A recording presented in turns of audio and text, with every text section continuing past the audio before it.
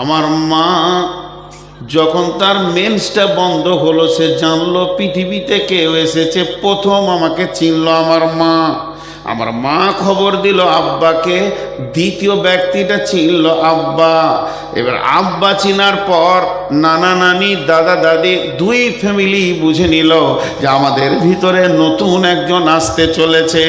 এখনো কিন্তু পঞ্চায়েত আমাকে জানে না। যেদিন আমি পৃথিবীর বুকে আসলাম সেদিন দাইমা আমাকে চিনল। এবার সেই সাথে সাথে পঞ্চায়েত চিনল, একটা নতুন আধার কার্ড বের হলো। এখনো প্রাইমারি স্কুল আমাকে জানে না, আমি ধুলোবালি নিয়ে খেলছি, প্রাইমারির হেডমাস্টার আমাকে চিনেনি। যেদিন আমি 5 বছরের আব্বা ধরে নিয়ে গিয়ে প্রাইমারিতে দিয়ে এলো, সেদিন প্রাইমারি চিনল। তখনও পর্যন্ত ভেলিয়ানের লোক তাদের দ্বিতীয় বক্তাকেও চিনে না। আজকে যারা আছে আর জানতো যে এটা দ্বিতীয় বক্তা? যখন প্রাইমারিতে গিয়েছি পোঁটা ফেলতে ফেলতে আল্লাহ বলছে আমি জানছি, কারণ লিখেছে তো তকদিরু। কথাটা বোঝার চেষ্টা করেন, এখানে দুটো জিনিস বলবো। তো আল্লাহ বলছে এই জিন্দেগিটা আমি তিলে তিলে তোকে নিয়ে যাচ্ছি, দিয়ে তোকে তৈরি করলাম আমি। কেউ চিনতো না, একটা দীর্ঘ টাইম গিয়েছে। পৃথিবী সৃষ্টির 50,000 বছর পূর্বে, এতক্ষণ আমি আমাকে বলছিলাম, এবার আপনাদের দিকে আঙুল তুলি। পৃথিবী সৃষ্টির 50,000 বছর পূর্বে আপনার তকদিরটা লেখা হয়েছে। আজকে এরকম মাঠে বসে থাকবেন 2 ঘন্টা, লেখা হয়েছে। তাহলে সেই দিন থেকে যেদিন মায়ের পেটে এলাম, এই মাঝের দিনটা কে চিনত? হ্যাঁ, আল্লাহ। এবার একটু মহব্বতের সঙ্গে বলি, সেই দিন থেকে যেদিন আমাদের তকদির লেখা হয়েছে, সেই দিন থেকে মায়ের পেটে যেদিন এসেছি, তার আগে কে চিনত? একবার আল্লাহর নাম নিতে ভয় লাগে? জোরে বলেন, কে চিনতেন?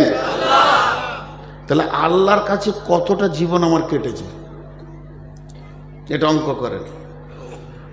আমি জন্ম নিলাম মায়ের পেটে, দুধ খেলাম মায়ের কোলে, পেশাব পায়খানা করলাম, এই করতে করতে করতে করতে মায়ের বুকে ওপরে চেপে শুয়ে পড়লাম। ছোটতে মাকে কত মারলাম, আব্বাকে কত লাথি মারলাম। আস্তে আস্তে বড় হলাম, বড় হতে হতে আমার বয়স হলো 20, 20 থেকে 22, 22 থেকে 24। যখন 24 বছর বয়স হলো, চৈত্র মাসের 25 তারিখে বিয়ে হলো, আর বৈশাখ মাসের 25 তারিখে মাকে গরম গরম কথা বলতে লাগলাম। কিংবা চৈত্রে 25-এ বিয়ে হলো, পহেলা বৈশাখ বলছি মা তোমার ব্যবহার খারাপ নয়। তখন মা ডুকরে কেঁদে বলছে, বেটা রে, বছরে 365টা দিন গেছে, এরকম 24টা বছর তোকে বুকে করে টেনেছি, আর মাত্র 24 ঘন্টায় একটা বউ পেয়ে ভুলে গেলি। আল্লাহ ঠিক ওই রকম বলছে, গোলাম রে, তোকে কত কোটি কোটি কোটি বিলিয়ন মিলিয়ন বছর আমার কাছে তোকে হেফাজত করে রেখে দিয়েছি, তুই আমার কাছে ছিলি। এরপরে মায়ের পেটে গিয়ে পৃথিবী যখনই দেখে নিলে,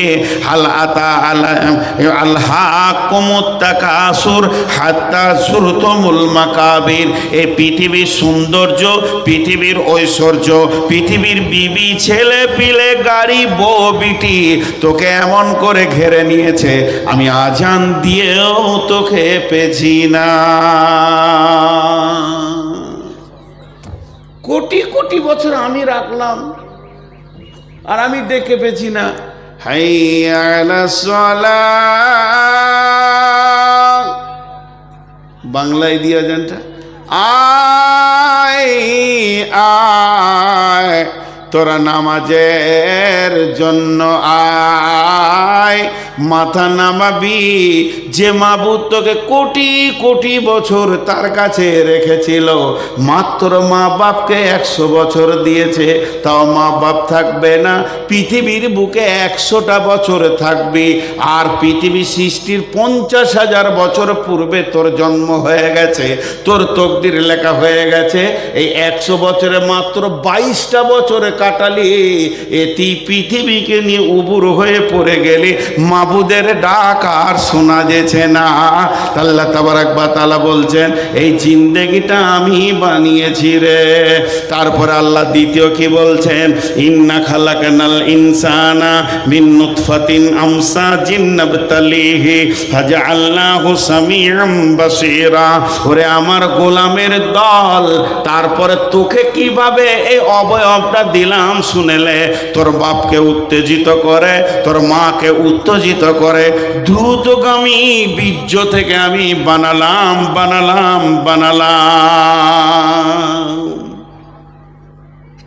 বিজ্ঞানীরা বলছে, খুব ভালো করে এখানটা মনোযোগ দেন। একটা পুরুষ একবার স্খলন দিলে কতগুলো পোকা বের হয়? 40 থেকে 60 কোটি, একটা দুটা লয়। খুব যদি মজবুত ইয়ং একদম উত্তাল যৌবন হয়তো 60 কোটি পোকা স্খলন করে। আর বয়স্ক দুর্বল হয়ে গেল 40 কোটি পোকাকে স্খলন দেয়। কতগুলো দেয় বললাম? 40 থেকে 60, মেজারমেন্ট করে নিয়ে চলে আসেন 50 কোটি। আল্লাহ বলছেন ইন্না খালাকনাল ইনসানা মিন নুতফাতিন আমসাজিন নাবতালিহি ফাজআলনাহু সামিআম বাসীরা। একবার তুই ভেবে দেখ, তোকে আমি দ্রুতগামী নুতফা থেকে বানিয়েছি এবং তার থেকে তোকে শ্রবণ শক্তি, দৃষ্টি শক্তি আমি দিয়েছি, ধাবন শক্তি দিয়েছি। শুধু তাই নয়, এই জায়গাতে কাগজ কলম নিয়ে তুই বসে যা। যদি একই মিলনে বাচ্চা হয় তা তো হয় না, 2-10 মাস চলতে থাকে, কিন্তু আমি মেনে নিলাম এক মিলনেই বাচ্চাটা হয়ে গেল। তাই যদি হয়, যে রাত্রিতে আমি এসেছি আমার আব্বার কাছ থেকে মায়ের কাছে, আমার সঙ্গে কতগুলো পোকা এসেছিল, যদি 50 কোটি মেজারমেন্টে ধরেলেন, তাহলে 49,99,99,999টা এসেছিল। কই তারা? তাদের আধার কার্ড নাই, ভোটার কার্ড নাই, তারা কোথা গেল? আল্লাহ বলছে একবার খেয়াল কর, এই 50 কোটির ভিতর থেকে আমি আল্লাহ তোকে বেছে নিলাম, আর তোর সাথে যত ভাই বোন এসেছিল ড্রেনের পানিতে চলে গেল, পচে গেল, মরে গেল, পোকাগুলো শেষ হয়ে গেল। তাদের জানাজা হলো না, তাদের ফারাজ হলো না, তাদেরকে দেখা হলো না, তাদের আধার কার্ড হলো না, মা বাপ তাদের জন্য কাঁদলো না। কিন্তু তোকে আমি এত সুন্দর করে বানালাম, এরপরও কি তুই আমার শুকরিয়া করবি না? তোর জিন্দেগিটা একবার ভেবে দেখ। এখানে 2000 লোক বসে আছে, এখানে 2000 লোক বসে আছে। এমন সময় আমার ভাইয়া উঠে গিয়ে এর মাঝে একজনকে ডেকে নিয়েছে, গায়ে হাত বুলিয়ে বলছে চলেন ভাই দুটি খেয়ে এলেন। ওকে কি ভাবতে হয় না যে আমাকে এতগুলো লোকের মাঝে এতটা সম্মান দিল, তাহলে আমাকে কতটা সম্মান দিয়েছে? এটা যদি সে ভাবে তাহলে ওই ব্যক্তিকে চিনতে তার কষ্ট হবে না। তা আল্লাহ বলছে এতগুলো পোকা আমি আনলাম কেন? একটা পোকা এনেই তোকে আমি বানাতে পারতাম। তার মানে আমি চাইছি তোর বিবেকের চেতনা হয়ে যাক যে 50 কোটির ভিতর থেকে তোকে আমি ইজ্জতের জায়গায় বসিয়েছি, তোকে শ্রবণ শক্তি, দৃষ্টি শক্তি দিয়ে, পূর্ণাঙ্গ অবয়ব দিয়ে পৃথিবীতে এনেছি। অতএব এই জানের হিসাব আমি আল্লাহ একদিন নিব। আমার খরচা আছে। জি,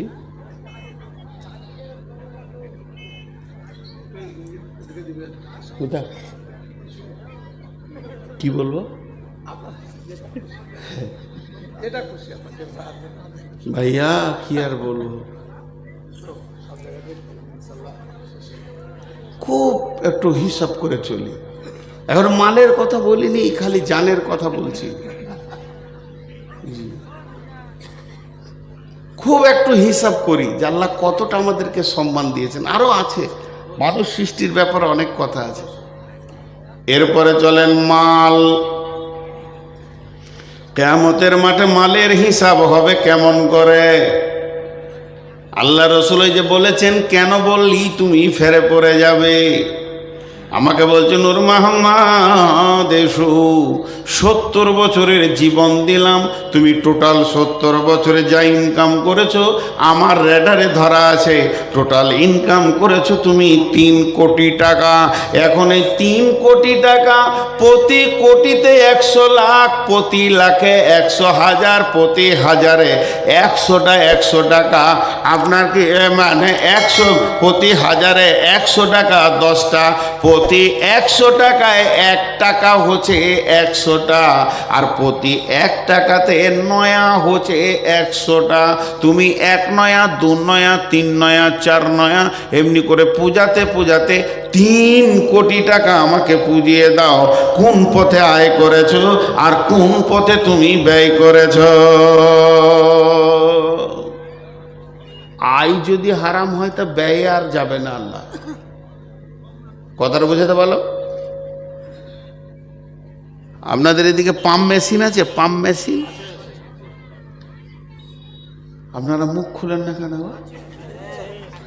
পাম্প মেশিনের 2টো পাইপ, একটা সেকশন আর একটা ডেলিভারি। সেকশনটা যদি পুকুরে থাকে তা ডেলিভারিতে কি কলের পানি বেরোবে? সেকশনটা যদি পায়খানার চেম্বারে থাকে ডেলিভারিতে আতর বেরোবে? তো যার ইনকাম হারাম তার দানও হারাম। তোমার ইনকামটাই যদি হারাম হয় আর তোমাকে ওদিকে, ওই জন্য বলি মসজিদ না থাক, মাটিতে নামাজ পড়েন, কিন্তু মাতালের টাকাই করিয়েন না, সুদখোরের টাকাই করিয়েন না। আল্লাহ মাতাল, সুদখোর, জুয়ারি, দাড়ি মারা বেঈমানের কথা বাদ দিয়েছে, স্বয়ং ইমানদারের কথা বলেছে। যদি জাকাত না দেয় তোর টাকা লিস না। অনাম কি আছে? ইন্নামা ইয়ামুরু মাসাজিদাল্লাহি মান আমানা বিল্লাহি ওয়াল ইয়াউমিল আখির ওয়া আকামাস সালাতা ওয়া আতাজ যাকাতা। মসজিদ বানাতে গেলেও জাকাত দেনেওয়ালা লোক হতে হবে, বেজাকাত হলে চলবে না। টাকা বেশি আছে জাকাত দেয় না, ওরও টাকা লিস না। এই জন্য তো মসজিদে লোকও ঢুকছে না, রিয়াকশন নাই, মসজিদের যে টান সেটা চলে গেছে। মাটির মসজিদে নামাজ পড়া ভালো ঢালাইয়ের থেকে। মাতালরা যদি টাকা দিয়ে দেয় 4 কুইন্টাল রড, 6 কুইন্টাল, খালি মার্কেটে বলে বেরোয় রডটা আমি দিয়ে দিলাম, রডটা আমি দিলাম। এ ঠাপ সহ্য করা কঠিন হয়ে গেল। হ্যাঁ ভুল বলছি কে বললে?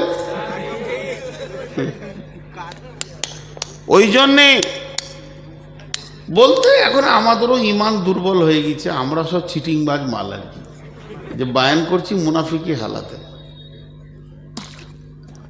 আমরা যখন পড়তাম ইউপি ওই সাহারানপুর গিয়েছিলাম, তো দেওবন্দ মাদ্রাসাতে শ্রীদেবী নিজে গিয়েছিল টাকা দিতে। সেই যুগে 1 লক্ষ না 1.5 লক্ষ।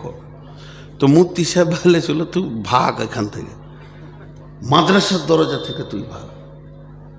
অমিতাভ গিয়েছিল, কয়েকটা গিয়েছিল আর কি, নায়ক নায়িকা, 1-2 জন লয় গাড়ি নিয়ে। দেওবন্দ মাসে টাকা দিই, বলছি তোরা ভাগবি এখান থেকে, তোদের টাকার প্রয়োজন নাই। তো তাকওয়ার বুনিয়াদে মজা আলাদা। এরপরে আপনি খরচা করছেন, আল্লাহ ধরেন। আবার ওই উদাহরণ দিচ্ছি, বলবেন না যে এরকম হাদিস আছে বলেছিল, উদাহরণ দিচ্ছি। আল্লাহ বলছেন নূর মোহাম্মদ 17 তারিখে ফেব্রুয়ারি মাসে 2024 সালে শনিবার কি কি খরচা করলি রে সকালে বলতো? এবার ধরা পড়েছি। রব্বুল আলামিন 1000 টাকা নিয়ে হাটে গেলাম, সবজির হাটে। আলু নিলাম, পেঁয়াজ নিলাম, কপি নিলাম, আদা নিলাম, রসুন নিলাম, সিম নিলাম, আর কি নিলাম। এত টাকা খরচা হলো, 600 টাকা পকেটে থেকে যায় 400-র মধ্যে। এরপরে রাস্তায় বেরিয়ে আসছি, একজন ভিখারি এসে বলল ভাই আমার মেয়ের বিয়ে কিছু দেন। তাকে 100 টাকা দিয়ে দিলাম, আর থাকে 500 টাকা। কিছু দূর আসার পর একটা মসজিদওয়ালা 2 জন দাঁড়িয়ে আছে, ইমাম আর মসজিদের কমিটি, তাকে 300 টাকা দিয়ে দিলাম, আর থাকে 200 টাকা। রব্বুল আলামিন এই আস্তে আস্তে আমি 100 টাকা সাদাকা করে দিলাম, ওটা কোনো কারণে করলাম। তাহলে আপনি তো জানেন, আর থাকে আমার কাছে 100 টাকা। এই 100 টাকা কি বলবো, একটা এতিম ছেলে দাঁড়িয়েছিল, 50 টাকা দিয়ে দিলাম। আল্লাহ এখনো কেন বলেনি, আল্লাহ শুনে গেছে। এরপরে বলছে তারপরে 50 টাকাটা কি করলি, বলে আমার বাচ্চা মেয়েটা বললো আব্বা স্কুল যাব, ওকে দিয়ে দিলাম 40 টাকা, পকেটে থাকে মাত্র 10 টাকা। এমন সময় আমার নাতনিটা এসে বলছে না না তোকে দিলাম 5 টাকা, যা চকলেট খাগা। আর থাকে 5 টাকা, 5 টাকাটা পকেটে পড়েই আছে। রাস্তা দিয়ে হেঁটে গেছি, গাড়ির সামনে বাঁশ দিয়েছে, যে বলছে লক্ষ্মী পুজোর চাঁদা দাও। কিসে? এই কদিন আগে কি হলো, সরস্বতী মানে ডিপার্টমেন্ট অফ এডুকেশন, পড়াশোনার ডিপার্টমেন্টের ঠাকুরটা, চাঁদা দাও। 5 টাকা দিয়ে দিলাম। আল্লাহ বললে কেন? 1000-এ আটকাইলাম না, 995 টাকাতে আল্লাহ কেন বলেননি? ওই জায়গাগুলো আল্লাহর হুকুম আছে, ওখানে দাও, মসজিদে দাও।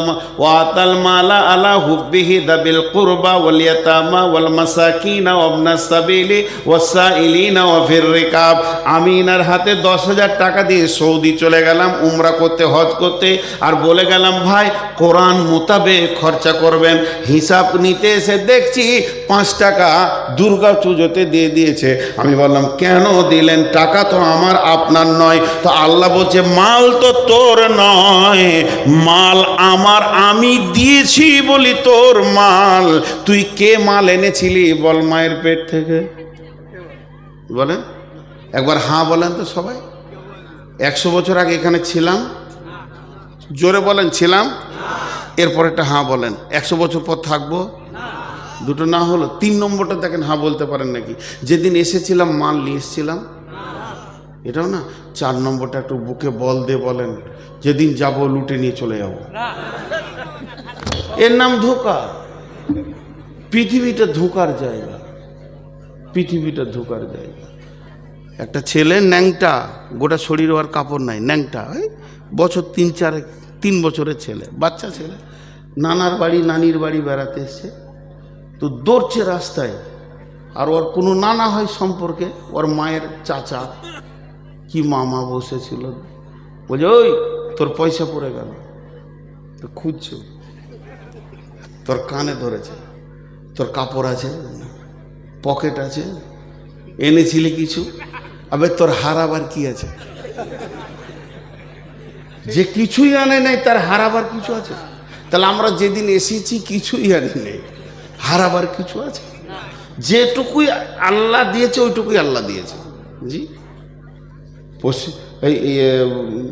আল্লাহ যে কোরআনে বলেছেন ওয়ালা নাবলুওয়ান্নাকুম বিশাইয়্যিম মিনাল খাউফি ওয়াল জু'i ওয়া নাকসিম মিনাল আমওয়াল ওয়া নাকসিম মিনাল আমওয়াল ওয়া নাকসিম মিনাল আমওয়াল ওয়াল আনফুসি ওয়াস সামারাত।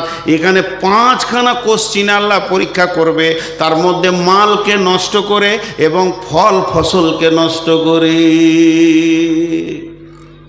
আমি 40 কোটি টাকার মালিক, যে 13 কোটি টাকার গোডাউনে আগুন লেগে পুড়ে গেছে, কাঁদছি। আল্লাহ বলছে ওটাই তো আমি দিয়েছি, বাকি যে কটা আছে এ কটাও তো আমার, কাঁদছিস কেন? দিয়েছি 40, নিয়েছি 13, ভাগে তো তোরই বেশি রয়েছে, এখনো 27 কোটি টাকা তোরই তো রয়েছে। আচ্ছা এগুলো বেইমানি নয়? হ্যাঁ, সবটাই তো আল্লাহর। একটা গল্প শোনাই আপনাদেরকে, জ্ঞান বাড়বে। এক বাদশা কোনো কাজ করতে গিয়ে দেখুন মেরেছে, চোটে আঙুলটা কেটে পড়ে গেছে। তো বাদশার আঙুল কেটে গেছে, পূজারা সব কেঁদে দেশ ভাসিয়ে দিল। আর বাদশার সামনে এসে বলছে হুজুর ওই আঙুলটার থেকে যদি আমার কলিজাটা কেটে যেত তো ভালো হতো। এগুলো পাম দিচ্ছে, দরদ লাই। মন্ত্রী ছিল না দেশে, বিদেশে গিয়েছিল কোনো বাণিজ্যে, মন্ত্রী ফিরে এসে ওর বিবির কাছে শুনেছে বাদশার আঙুল কেটে গেছে। সকালে উঠে গিয়ে বলছে, মন ভারী করে বসে আছে বাদশাহ, যে সবাই তো ইন্নালিল্লাহ বললো আর চোখের পানি ফেললো, এখন মন্ত্রী কি বলে দেখি। মন্ত্রী এসে বলছে ওস্তাদ হাতটা দেখি স্যার। মন্ত্রী বলছে আলহামদুলিল্লাহ। কলজেটা কত জ্বলে, কলজে জ্বলা কোথাও বাকি থাকবে? আলহামদুলিল্লাহ। সঙ্গে সঙ্গে বলছে প্রহরী জেলখানার দরজাটা খুলো। বেঈমানকে ভরে দাও। আমার খায় আর আমার বিরুদ্ধে কথা বলে, আমার আঙুল কেটে গেছে আর বলছে আলহামদুলিল্লাহ, ওকে জেলে ভরে তালা মেরে দাও। ওকে জেলে ভরে তালা মেরে দেওয়া হলো। এবার বলছে আমি একটু আসি, একটু শিকার টিকার করে আসি, হরিণ টরিণ, তারপরে বেঈমানকে উচিত শিক্ষা দিব। কেমন করে ও আলহামদুলিল্লাহ বলেছে? হরিণ শিকার করতে গিয়ে জঙ্গলের ভিতরে রাস্তা ভুলে নাগাল্যান্ডে চলে গেছে। নাগাল্যান্ড বুঝেন তো, মানুষে মানুষ খায় ভারতবর্ষে, ওখানে চলে গেছে। ওখানকার জাতিরা ঘেরে ধরেছে। সুন্দর এত টুকটুকে মাল পেয়েছি, মালটা ভালো হবে, বিরিয়ানি খুব সুন্দর জমে যাবে। ওকে টেনে নিয়ে গিয়ে ঘরে ঘরে তালা মেরে দিয়েছে।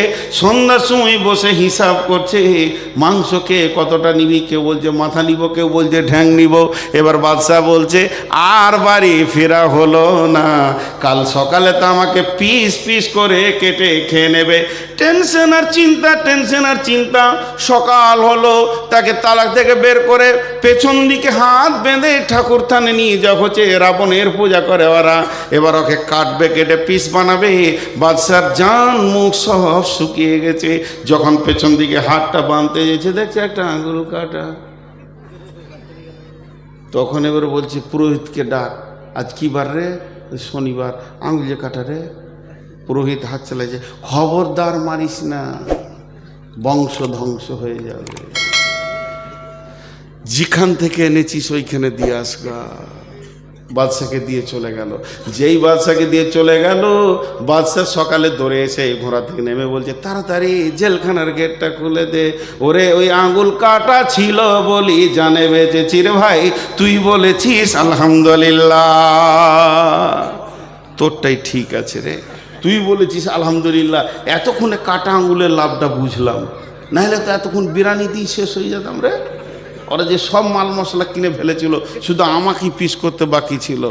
মন্ত্রী বলছে যে এটা কত বড় কথা। মন্ত্রীকে জিজ্ঞেস করছে আলহামদুলিল্লাহ কেন বললি এটা বলতো?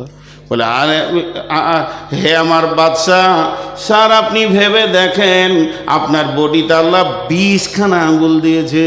কয়টা টোটাল আছে? 20টা। নিয়েছেন আল্লাহ একটা, দিয়েছেন আল্লাহ আপনাকে 19টা। তা আমি হিসাব করে দেখলাম আল্লাহ আপনাকে বেশি দিয়েছেন কম নিয়েছেন, এর জন্যে বললাম আলহামদুলিল্লাহ। জি। তখন এবার মন্ত্রীকে কানে জড়িয়ে ধরে কানে কানে বলছে তোকে জেলে ভরে দিয়েছিলাম, মাফ করিস। তোকে জেলে ভরে দিয়েছিলাম, মাফ করিস।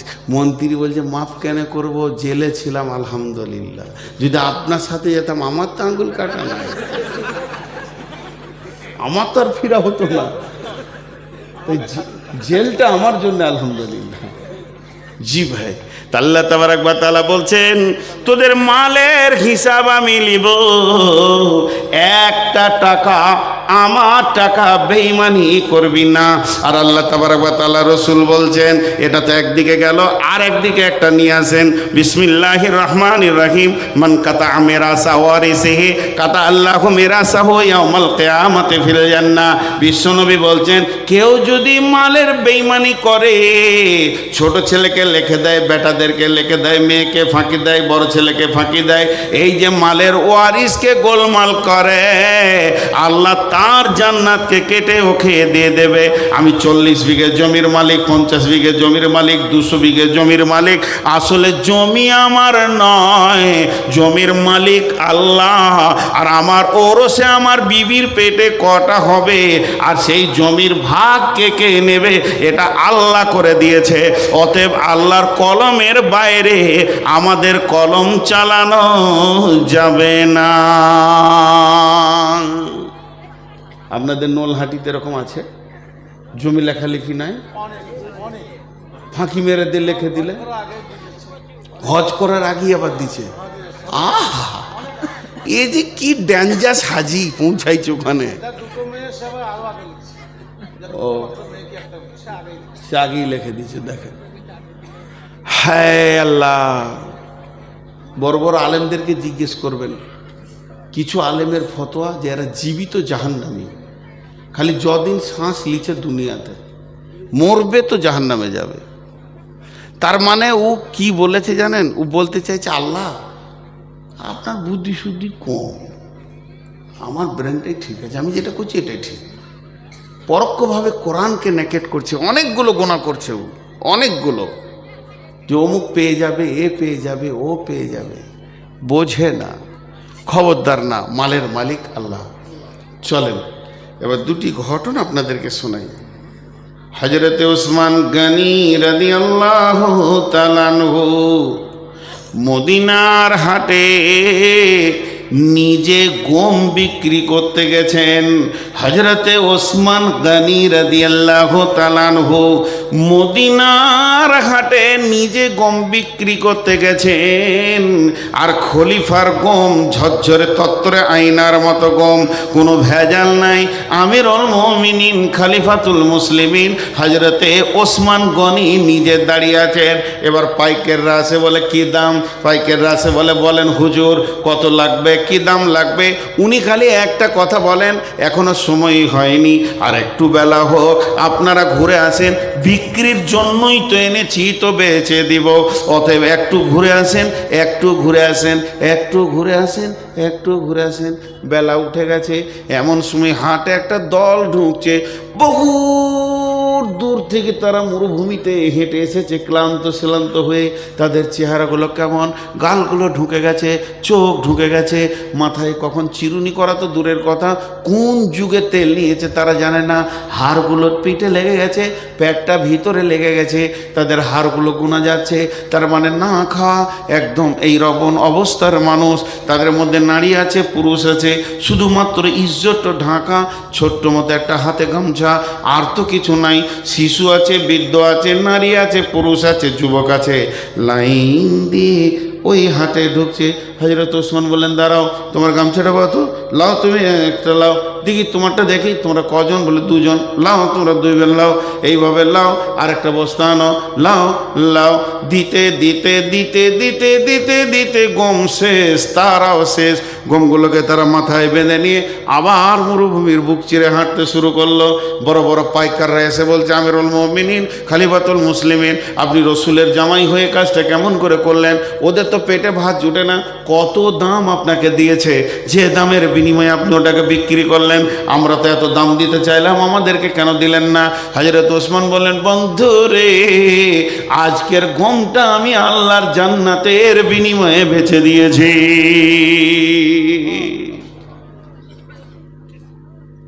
এখন যদি মাদ্রাসার জন্য টাকা নিতে হয়, তাদেরকে পাম দিতে হয়েছে, পাম দিতে হয়েছে, টাকা দে, আবার সুর করে বলতে হয়েছে। সুর করে না বললে তো খালারা 1 টাকা দিবে না, ওর কলজে ঠান্ডা করার মতো বলতে হয়েছে। আর আমাদের এই কি আউয়াল ভাই দুদিকে ঠু উড়ে গেছে, এমনি মোটা মানুষ, ঘেমে কল কল করে। এই টাকার পাহাড়, লাখে লাখে ঝাঁকে ঝাঁকে কাটে, হাজারো হাজার, শেষকালে গুনে দেখে 3 কুড়ি যা, খালি 10 টাকা লোক। এই হয়ে গেছে আমাদের আদায়ের সিস্টেম। জি, আদায়ের সিস্টেম। আদায় 2-3 জায়গা খুব ভালো দেখেছি, দুটো না বললে জ্ঞান বাড়ে না। কলকাতায় বজবজে একটা জালসায় গিয়েছিলাম, 10,000 লোক, সেই রকম ডেকোরেটেশন, কত লক্ষ লেগেছে জানি না, সেই রকম মাইক সাউন্ড, 3 জন বক্তা আছে, আমি শোর আবার আমি। তো হেড মৌলানা আমার কানে এসে বলছে, কালেকশন করবেন আপনি, মাঝে দিয়েছি, 15 মিনিটের বেশি কালেকশন করিয়েন না, তাহলে এটা রেগে যাবে। সব শিক্ষিত মানুষ, কলকাতার ব্যবসায়ী। 15 মিনিটের টোটাল কালেকশন হলো আর 3,500 না 4,000, 1,000, 500, 100, 200। তাই আমি বলছি, কী হবে রে, মাসও চলবে কী করে এত বড় মাদ্রাসা? খেতে মন দিয়েছে না, আমাকে শখের সাথে নিয়ে গেলেন, চলো চলো খেলে। তো হেড মৌলানার মনে কোনো টেনশন নাই, হাসছে, ঘুরছে। মানে কী ব্যাপার? খাওয়ার আগে থাকতে না পেরে হেড মৌলানাকে বলছি, ভাই এই 2,500-3,000 টাকায় মাসা চলবে? বলছে না, আমাদের নগদ কালেকশন হয়েছে 36 লক্ষ টাকা, আর বাকি তো আছে আরো 20-50 লাখ। এটা বাচ্চা ছেলেরা দিয়েছে একটা, ব্যাস। ওদের সিস্টেম কি, তোমার ঘরে যখন শালির বিয়ের কার্ড আসে, শালার বিয়ের কার্ড আসে, বন্ধুর বিয়ের কার্ড আছে, তোমার বিবেকের চেতনা হয় যে কি দিব না দিব, তুমি রেডি হও। আর মাদ্রাসার জালসার কাগজ পৌঁছে তোমার বিবেক নাই যে ওখানে আমি 200 টাকা 500 টাকা দিব।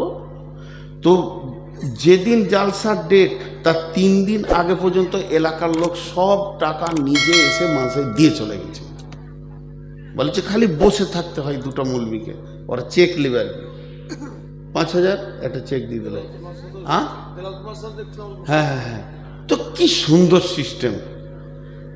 আর আমাদের শক্তিগড় এখানে আমরাই বলে একটা গ্রাম আছে, 150 লোক বসে আছে, আর ইমাম সাহেব খালি আমাকে খোঁজে মসজিদটা গোটা করতে হবে। আর 15 বছর আগে তখন ইঞ্জিনিয়ার বলে গেছে 7.5 লক্ষ টাকা লাগবে, অন্তত 10 লাখ টাকা করেন। আচ্ছা 150 লোকে 10 লাখ কালেকশন হবে? জানটা জ্বলে যেতে। আর ইমাম সাহেব বলছে আপনি উঠে যেন না হবে। তো যাক, ওই গাঁয়ে বাস করার আইডিয়া আছে। একটা যুবক উঠে বলছে আমাদের গাঁয়ে 7খানা বংশ আছে, তো যদি 10 লাখ লাগে তো 7 ভাগের 1 ভাগ আমি দিয়ে দেবো, হয়ে গেল। আর একজন উঠে বলছে হুজুর মাইক ছেড়ে দেন, ও ইট যা লাগবে আমার, শুরু থেকে শেষ। মিস্ত্রি বলবো আর ইট লাগবে না, সেই দিন ইট বন্ধ হবে। একজন বলল বালি আমার, একজন বলল সিমেন্ট আমার, একজন বলল পাথর আমার, একজন বলল রড আমার, একজন বলল ফার্নিচার আমার, একজন বলল মার্বেল আমার, একজন বলল মিস্ত্রি আমার, একজন বলল লিভার আমার। মসজিদে যা ছিল রং পর্যন্ত হয়ে গেল। ইমাম সাহেব বলছে ছেড়ে দিই, শেষ দোয়া করে। বলছে না, আর একটা মাল আছে। ওকে ধরে আনতে গিয়েছে, ও আসে না এখন। তারপর চলে এলো। আমি বললাম ভাই আপনার অপেক্ষায় আমাকে ইমাম সাহেব বসিয়ে রেখেছে, এত লেট করে। বলছে আচ্ছা ঠিক আছে, ওই যে এরা যে মালটা দিবে বলেছে ওই টাকাগুলো নিয়ে মসজিদের নামে ব্যাংকে ভরে দেন, কাল থেকে মসজিদটা গোটাই আমার আছে। এদের জন্য বায়ানো হয় নাই, সুর করে দিতে হয়নি, পাম দিতে হচ্ছে আমাদেরকে। হ্যাঁ, কিন্তু বিয়ে দেওয়ার পর শ্বশুর বাড়ি কবে যেতে হবে এটা বলতে হচ্ছে না, মেরে দিচ্ছে তো ঠিক টাইমে টাইমে টিপ মারছে। কিন্তু এখানে যে ওকে টাকা দিতে হবে ওকে গুঁতিয়ে বলতে হয়েছে, 4টা বক্তা লাগছে। জি, এরপরে শোনেন, জান দেওয়া কাকে বলে? জান দেওয়া কাকে বলে? ওহুদের প্রান্তে আল্লাহর নবী লোহার জামা পরেছিলেন, বর্মা পরেছিলেন, লোহার চাদর রসুল পরেছিলেন। স্বাভাবিকতায় রসুলের শরীরটা ভারী হয়ে গেছিল, 2 দিকে 3 দিকে মহড়া চলছে। কোনোদিন যদি আমার সঙ্গে ওহুদের প্রান্তে যান, নবীজি কোথা ছিলেন এবং আমির হামজার লাশ কোথা ছিল, হজরতে জারিরের লাশ কোথা ছিল, কোন কোনে ডিউটি ছিল, এগুলো একটা একটা করে তিলে তিলে তিলে তিলে বুঝিয়ে দেবো বন্ধু। এবছর রমজানে যাচ্ছি উমরাতে, আবার হজে আছি, হজের পরে 3খানা গ্রুপ নিয়ে যাব ইনশাআল্লাহ। মানুষ বুঝেছে নূর মোহাম্মদের সঙ্গে যাব, খেতে না পায় বিছানা না পায়, অন্তত ইতিহাসগুলোকে গ্রহণ করে নিয়ে আসবো। এবার আল্লাহর নবী উঠতে চাইছে একটা পাথরে, উঠতে চাইছে একটা পাথরে, শরীরটা একটু ভারী। হযরতে তালহা নজর করে দেখে নিয়েছেন যে এই যে যুদ্ধের মহড়া চলছে, নিশ্চয়ই নবীজি ওই পাথরে উঠলে ইসলামের লাভ হবে। তো নবীজি উঠতে পারছেন, একটা সিঁড়ি দরকার, তা তাড়াতাড়ি করে একটা পাথর এনে পায়ে দিলেন, জিন না। হযরতে তালহা লম্বা হয়ে শুয়ে পড়লেন, দিয়ে বললেন ইয়া রাসূলুল্লাহ আপনি আমার বুকে পা রেখে উঠে যান, আমার বুকে পা রাখেন। জি, একটা লোক খালি বলতো এ আল্লাহ আমি যদি সাহাবী হতাম রসুলের খিদমত করতাম, এ আল্লাহ আমি সাহাবী হলে রসুলের খিদমত করতাম। 20 বছর ধরে খালি কাঁদছে, কত রসুলকে ভালোবাসে। একদিন রসুলকে স্বপ্নে দেখছেন, এটা গল্প বলছি, আবার কালকে বলবেন না যে বুখারী। একটা উদাহরণ দিচ্ছি, এই হাদিসটার, তালহার হাদিসটার উদাহরণ দিচ্ছি। ও রাতে স্বপ্ন দেখছে যে রাসূলুল্লাহ সাল্লাল্লাহু আলাইহি ওয়াসাল্লামের সঙ্গে একটা গাড়িতে চেপে কোথায় যাচ্ছে, সব সাহাবীরাও আছে। ও ওর কপালে জুটে গিয়েছে, যে দেখছে এক জায়গায় রাস্তাটা কাটা, তো চাকটা তো ওখানে বসে যাবে। ও আগে লাফ মেরেছে, আজকে সুযোগ পেয়েছি খিদমত করব। মারলো দৌড় ইট খুঁজতে, কোথায় ইট পাবো, এখানে দিয়ে দেবো, চাকটা পেরিয়ে যাবে। ইট নিয়ে যখন ওখানে আসছে তখন দেখছি 2জন সাহাবী নিজে শুয়ে গেছে, গাড়িটা পেরিয়ে গেল। হবে না, ওদের সাথে আমাদের তুলনা করা যাবে না। তালহা তো একটা পাথর খুঁজতে যেতে পারতেন, কিন্তু নিজে শুয়ে গেলেন। যখনই নিজে শুয়ে গেলেন আল্লাহর নবী তালহার বুকে পাটা রাখলেন আর জবান দিয়ে কি বললেন? নবীজি বললেন, তালহা রে, তুমি নিজের জন্য জান্নাতকে ওয়াজিব করে নিলে। তারা জানতো,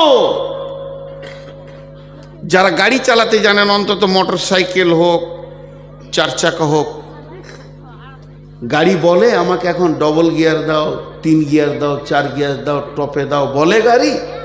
ড্রাইভার বুঝে নেই এখন গাড়ি কোন গিয়ারটা চাইছে। ড্রাইভার বুঝে কি বুঝে না? তো সাহাবীরা ছিলেন ড্রাইভার, তারা বুঝে নিত যে এখন কি চাইছে। রাসূলুল্লাহ সাল্লাল্লাহু আলাইহি ওয়াসাল্লাম যে গর্তে ঢুকেছিলেন, এখন সেই গর্তটাকে বন্ধ করে দিয়েছে সরকার, যেতে দেয় না। ওই গর্তে আমি ঢুকেছি, যে গর্তে তালহা রসুলকে রেখে 180টা তীর খেয়েছিলেন। এত সুন্দর গর্তটা। আমি ঢুকেছি, আমার বিবি ঢুকেছে, আমার মেয়ে ঢুকেছে।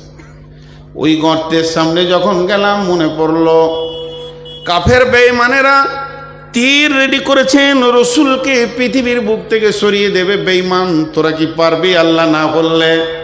সমস্তটা গাইড করছেন আল্লাহ। এমন সময় তালহা দেখে নিয়েছেন ওই দিক থেকে অজস্র তীর রসুলের দিকে আসতে রয়েছে।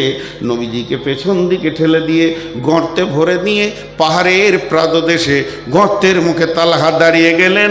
2টা বাজুতে রসুলের গায়ে যেন তীর না লাগে।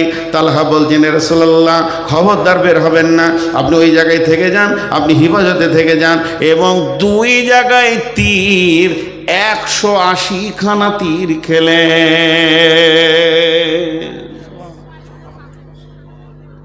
টাকা লাগবে না মাদ্রাসা করতে, দেন তো বিলাল কটা। কি ছিল সাহাবীরা? আল্লাহ রসুলকে হুমকি দেয়নি? ওয়াজাদাকা যালান ফাহাদা ওয়াজাদাকা আইলান ফাগনা ফাম্মাল ইয়াতীমা ফালা তাকহার। হে নবী, তোমাকে আমি কি দিইনি? সাহাবীদের মিজাজগুলো তোমার দিকে করে দিয়েছিলাম। ওই তালহা যেদিন মারা গেলেন, তালহা যেদিন পৃথিবী থেকে চলে গেলেন, আল্লাহর নবী তালহার লাশটা কবরে রেখে আল্লাহকে বললেন, আল্লাহ, যেদিন ইসরাফিল সুর ফুঁকবে, তালহা কিয়ামতের মাঠে উঠবে, তুমি তালহাকে দেখে হাসবে আর তালহা তোমাকে দেখে হাসবি। জীবন কি, কখন কি দিতে হয় আমরা জানি না। আব্দুল্লাহ জলবাদে জাইনের ঘটনা, জি, আব্দুল্লাহ, ওর আসল নাম ছিল আব্দুল উজ্জা। ওর বাপ মারা গিয়েছিল, চাচার কাছে মানুষ হয়েছে, মা বিধবা, চাচা অনেক টাকাওয়ালা। গোপনে গোপনে রসুলের কাছে ঈমান নিয়ে চলে এসেছে। অনেক লম্বা ঘটনা, ছোট করে বলছি। ওর চাচা যখন জানতে পারলো আব্দুল উজ্জা ঈমান এনেছে, আব্দুল উজ্জা, জি চাচা, তুই বেঈমান হয়ে গেছিস, মানে ওদের হিসেবে। বলে না, বেঈমান হয়নি, বরং ঈমান এনেছি। প্রকাশ করে দিল। ছাড়বি? বলে না, মহাসত্যকে ছাড়া যায় না। শুধু ছাড়া তো দূরের কথা, আবার চাচাকে কি বলছে দেখেন, চাচা তুমিও ইসলাম গ্রহণ করলো। কি দাওয়াত! বলছে বাড়ি থেকে বেরিয়ে যাও, যদি মোহাম্মদের দিন না ছাড়বি তোকে সমস্ত মাল থেকে তোকে একদম বহিষ্কার করা হবে, সমস্ত মাল থেকে মাহরুম করা হবে। আব্দুল্লাহ নাম রেখেছিলেন নবীজি। ওই ছেলেটার নাম নবীজি যেদিন কালেমা পড়ান বলেন, আব্দুল্লাহ, তুমি আর আব্দুল উজ্জা নও, আমি তোমার নাম রাখলাম আব্দুল্লাহ। আব্দুল উজ্জা, উজ্জা ঠাকুরের গোলাম, আমি রাখলাম তোমার নাম আব্দুল্লাহ। আব্দুল্লাহ মানে আল্লাহর গোলাম। বিশ্বনবী ইসলাম শিখাচ্ছেন, দিন শিখাচ্ছেন মসজিদে নববীতে সাহাবীদেরকে। আর 2খানা আপনার একটা কম্বল ছিঁড়ে অর্ধেক গায়ে অর্ধেক পাছায়নি, নুড়ি সুড়ি হয়ে দরজার পাশে বসে আছেন। যখন নবীজি বেরিয়ে আসছেন, দেখি বল কি ব্যাপার আব্দুল্লাহ? আব্দুল্লাহ বললেন, ইয়া রাসূলুল্লাহ, আল্লাহকে পেয়েছি, রসুল পেয়েছি, দিন পেয়েছি, সর্বস্ব মালকে লাত মেরে চলে এসেছি। ও দয়ার নবী গো, আমার কালেমা আনার অপরাধে অপরাধ, চাচা আমাকে ন্যাংটা করে বাড়ি থেকে বের করেছে, সমস্ত শরীরের কাপড় সোনা দানা কেড়ে নিয়েছে। শুধু তাই নয়, লুঙ্গিটাও কেড়ে নিয়েছে। আমি যুবক, আমি অ্যাডাল, আমি ব্যাচেলিয়র। মায়ের কাছে গেলাম, মা তুমি আমাকে মাফ করে দাও। মা চোখে হাত দিয়ে কম্বলটা ছুঁড়ে দিল। ওই কম্বলটা আমি গায়ে আর পাছায় জড়িয়ে নিয়েছি। নবীজি আব্দুল্লাহকে বললেন, তুমি আসাবে সুফাদের ভিতরে থাকো। আসাবেদের সুফাদের ভিতরে জোরে জোরে কোরআন পড়তো। এর জন্য নবীজিকে অভিযোগ করা হলো, আব্দুল্লাহ জোরে জোরে কোরআন পড়ে। নবীজি বলছেন, আব্দুল্লাহ জোরে কোরআন পড়বে রে, তোমরা সহ্য করে নাও। শুধু কোরআনের মহব্বতে অনেক বড় ত্যাগ করে বেরিয়ে এসেছে রে। অতএব আব্দুল্লাহকে কেউ তোমরা রুখবে না। চলে এলো তবুকের যুদ্ধ। দেখেন দান কাকে বলে। তবুকের যুদ্ধতে এলান করে দিলেন আল্লাহ রসুল, যার কাছে যা আছে মসজিদে নববীতে জমা করো। হঠাৎ অভিযান, মাল চলে আসছে। সাহাবীরা, ইয়া রাসূলুল্লাহ এটা আমার, ইয়া রাসূলুল্লাহ এটা আমার। উমর আনছেন, আবু বকর আনছেন, আলী আনছেন। সবাই নিজের নিজের মাল মসজিদে ঢেরি লেগে যাচ্ছে। মালের চুর শুরু হয়ে গেছে। আব্দুল্লাহ খালি একবার উঠছে আবার বসছে। আমার দিকে তাকান। আব্দুল্লাহ একবার করে উঠছে আর বসছে। লাও, বাংলাদেশি এসছে, তাদের দেখতে হবে না। আমি তো ইন্ডিয়ান রে ভাই, বাংলাদেশের এইটুকু দেশ। আপনারা একটু ধ্যান দেন। উঠছে বসছে, উঠছে বসছে, ভিতরে যেন একটা বেচৈন ভাব। কথাটা বোঝাতে পারলাম?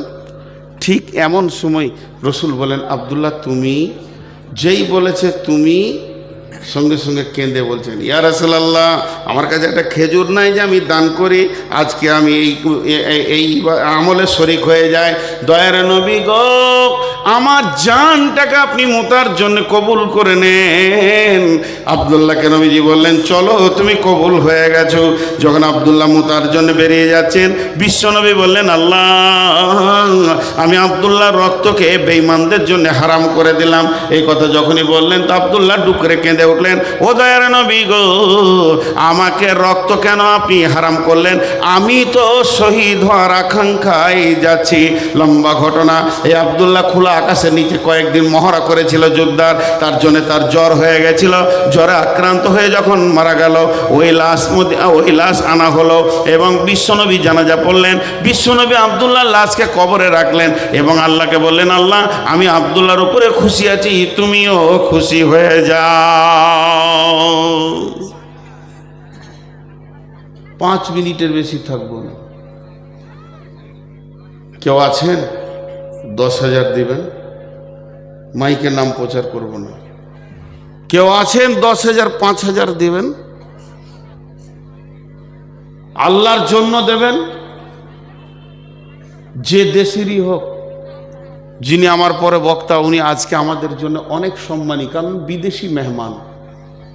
আর আমরা যত বড়ই হই না কেন ঘরের মানুষ, বিধায় মেহমানকে সম্মান দেওয়া এটা রসুলের সুন্নত এবং আল্লাহর হুকুম। কেউ আছেন আল্লাহর গোলাম? একজনও নেই।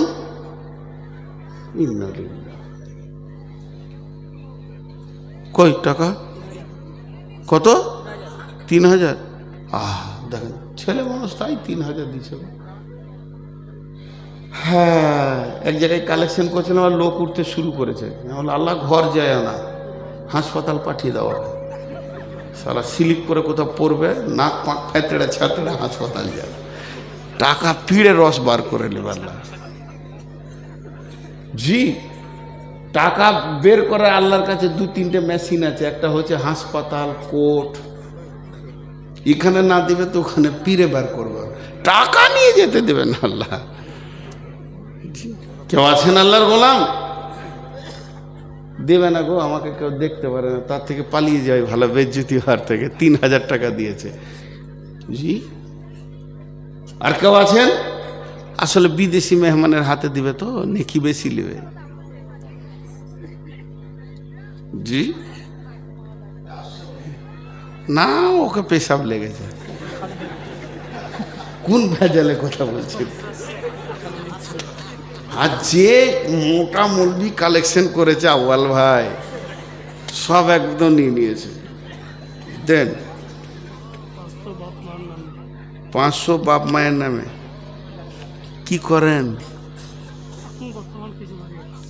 আগে কি করতেন? মাশাআল্লাহ, আল্লাহ হেফাজত করুন। দেখেন, তাও তো 500 দিল। আচ্ছা, একটা কথা বলি, মেহমান এসে গেছেন, আমি ছেড়ে দিচ্ছি। হ্যাঁ, বেনামিতে 2000 দিয়েছে। আচ্ছা, দিবে সকলে, মেহমানের হাতে দেবে ইনশাআল্লাহ। আর আমাদের দিকের লোকের অভ্যাস আছে।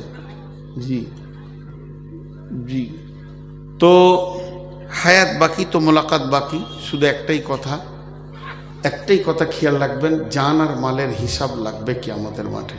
আল্লাহ আমাদের সকলকে শোনা এবং বলার থেকে বেশি করে আমল করতে হবে। আব্বা মায়ের জন্য কত?